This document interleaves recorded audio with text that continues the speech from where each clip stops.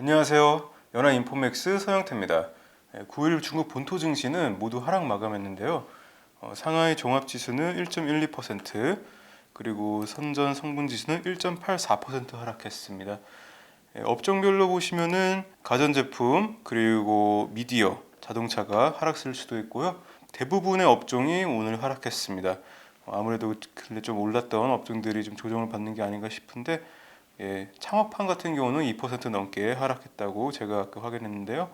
그럼에도 이제 항생지수 같은 경우는 중국 시간으로 3시 24분 기준으로 0.61% 상승세를 보이고 있네요.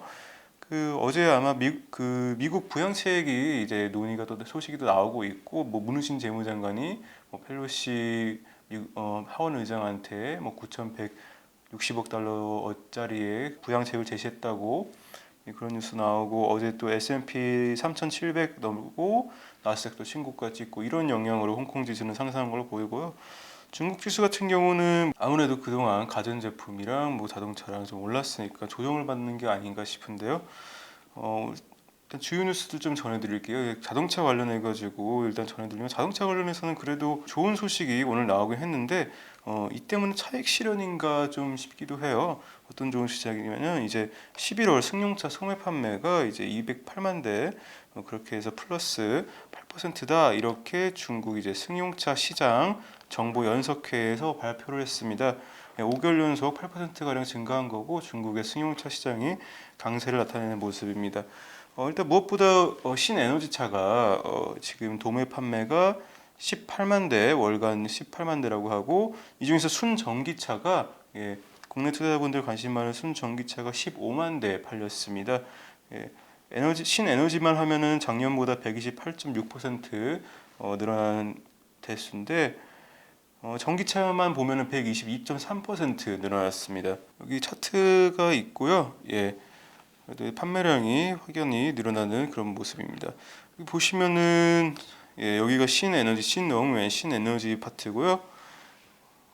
상하이 GM이랑 이제 뭐 비아디, 테슬라, 이 중국 전기차 시장 3대 기업이죠. 이들이 신에너지차 시장을 차지하는 비중이 46.5%였다고 하는데요. 상하이 GM 우링, 그 홍강 미니 전기차로 유명하죠. 저렴한 홍강 미니 전기차로 유명한 상하이 GM 우링이 3만 6천 대 가량 팔았고요. 비아디가 2만 6천 대, 그리고 테슬라가 2만 1,600대 정도 11월에 판매를 했습니다. 테슬라가 이제 팀펑증권에 제가 보고서를 보니까, 여기 테슬라가 2만 대를 넘어선, 모델 3를 2만 대를 넘게 팔은 거는 이번 11월이 처음이라고 하네요. 중국의 전기차 시장이 계속해서 강세인 모습이고요. 여기 이제 또 중국 이제 승용차 시장 정부 연합회는 뭐 관련한 큰 기업들뿐만 아니라 이제 니오랑 뭐 리오토, 샤오펑 같은 뭐 신세력, 뭐 스타트업 자동차 기업도 계속해서 강한 성장세, 강한 증가세를 유지했다, 뭐 이렇게 평가를 했습니다. 티안펑증권 같은 경우는 이제 연말 성수기를 맞아서 승용차 시장이 계속해서 호황을 보일 것이다, 이렇게 평가를 했고요. 그리고 뭐 내년에도 뭐 강한 이제 사이클이 이어질 것 같다, 이렇게 1분기에도 강한 사이클이 이어질 것 같다고 그렇게 얘기를 했습니다. 이어서 오늘 물가지표가 하나 나왔어요. 중국의 11월 CPI가 나왔는데, 소비자 물가지표죠. 정확히 말하면 두 개가 나왔네요. 생산자 물가지표 PPI랑 CPI랑. 국가통계국 홈페이지 띄었습니다. 여기 보시면은 주민消费가 이게 소비자 물가고요. 주민消费价格, 이게 소비자 물가 같은 경우는 이제 0.5% 전년에 비해서 하락하면서 11년 만에 마이너스를 기록했습니다. 월간 CPI가 마이너스 기록한 거 2009년 10월 이후에 처음이라고 하고요. 월스트리트저널의 시장 예상치는 0.0%였는데 뭐 이를 밑도는 그런 모습입니다. CPI가 이렇게 많이 하락한 이유로는 이제 식품 CPI가 좀 많이 빠졌어요. 여기 국가통계국의 독립주한 이제 통계사, 뭐 그냥 연구원이라고 하면 되겠네요. 연구원님이 이제 해석을 하시는데, 식품 가격이 2.4% 하락했다 하네요. 그리고 비식품도 0.1% 빠지고 식품이 좀 두드러졌는데요. 식품 중에서도 돼지고기가 좀 가격이 많이 하락했습니다.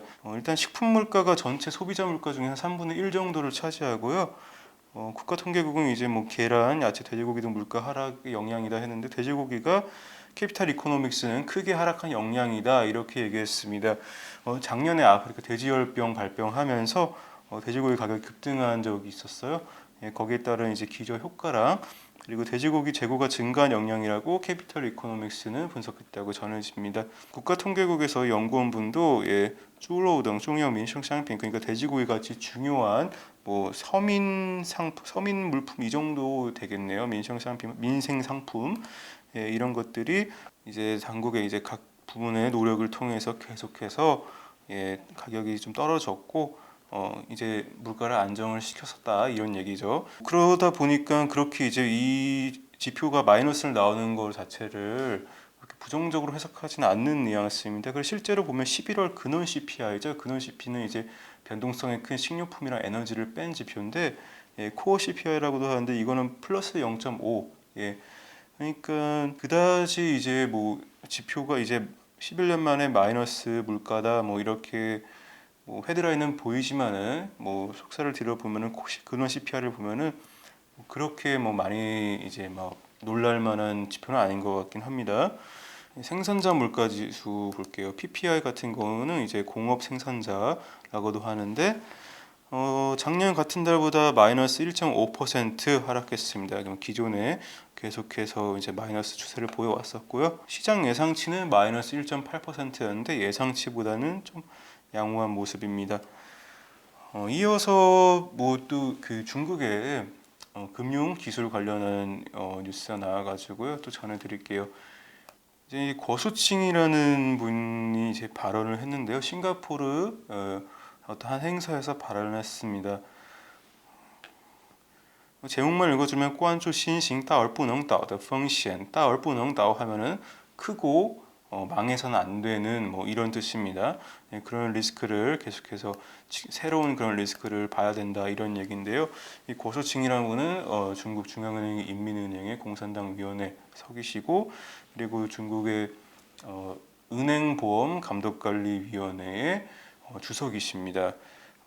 상당히 뭐 금융권 인사 중에서 높은 직위에 계신 분인 거고 이분이 이제 하신 말씀이 일부 기술 기업이 이제 금융 인프라의 특징을 지닌다 이런 얘기를 하는데요.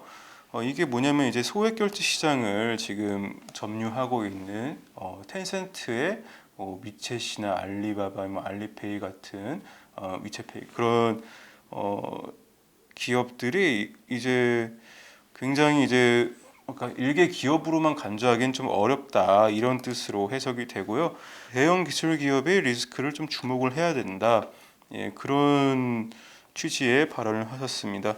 그리고 또한 이제 그런 대형 기업들이 신규 기업들의 진입을 방해하지 않는지 주시를 해야 된다. 뭐 그렇게 말씀을 하셨고요. 또 비정상적으로 데이터를 수집해야 되는지도 봐야 한다. 이렇게 좀 규제 당국자로서 좀 중국의 대형 핀테크 기업들을 압박하는 발언들을 하셨는데 데이터는 뭐 노동, 자본 그리고 기술과 같은 생산 요소 중 하나이다. 그렇게 말씀을 하셨습니다.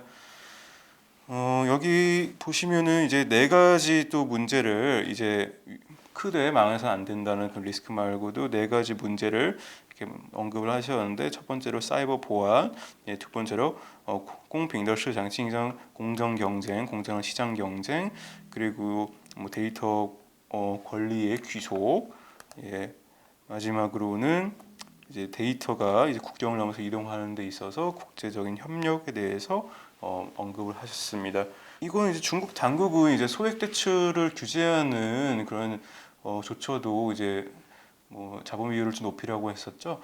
그런 조처도 내놨었고 그리고 일전에 또 플랫폼 반독점법을 내는 적도 있습니다. 중국의 엔트그룹, 엔트그룹이 상장이 이제 무기한 중단되는 그런 사건도 있었는데요. 중국 계속해서 이런 플랫폼 기업들, 대형 핀테크 기업들을 뭔가 한번 조이는 한번 그런 분위기가 이어지고 있고요.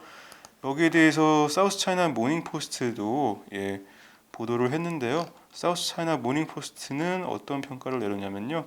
이런 데이터 남용에 대한 크랙다운이 중국 당국의 규제 감독 강화의 하나의 노력의 일환이다 이렇게 얘기를 했고, 파이낸셜 섹터, 금융 섹터에 관한 그리고 이제 시스템 안정 위험을 감소하려는 뭐 그런 노력이다 이렇게 평가를 했습니다. 키울 때는 중국의 특성이라는 게 그렇죠. 키울 때는 화끈하게 키워줍니다. 규제 다 풀어주고 시장은 그냥 화끈하게 키워주고 또 잡을 때는 또 강하게도 잡고 그런 특성이 있으니까요. 이제는 좀 한번 리스크 관리를 한번 좀 하려는 모습이 아닌가 그 정도로 이해하면 될 것 같습니다. 오늘 준비한 내용은 여기까지입니다. 연합인포맥스 서영태입니다.